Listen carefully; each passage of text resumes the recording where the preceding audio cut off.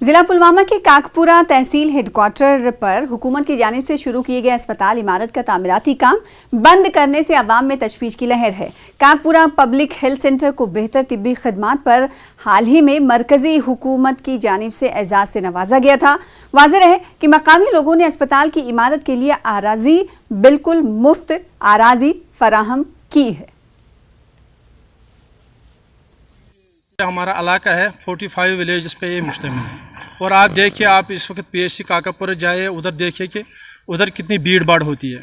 دن رات ادھر کام کرتے ہیں ہمارے ڈاکٹر صاحبان، ہمارا سٹاف، بالکل وہاں تو بہت زیادہ پیشنٹ کیئر رہتا ہے۔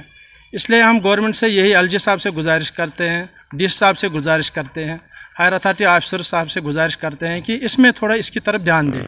اور اس سے پہلے بھی ہم نے ڈیمانڈ کی کہ اس کو ایس ڈی ایچ، ہم نے اس کو فائل بھی بنائی ہے، یہاں اس کو یہ S D H file approve کرے تاکہ یہ لوگوں کی ڈیمانڈ پوری ہو جائے۔ واگزار کی تاکہ کام مکمل ہو جائے اور لوگوں کی جو اس سے وابستگی ہے جو میرے ہسپتال کے ساتھ ہوتی ہے، اور وہ کم سے کم وقت میں پوری ہو جائے گی اور لوگ اس سے استفادہ حاصل کر سکے۔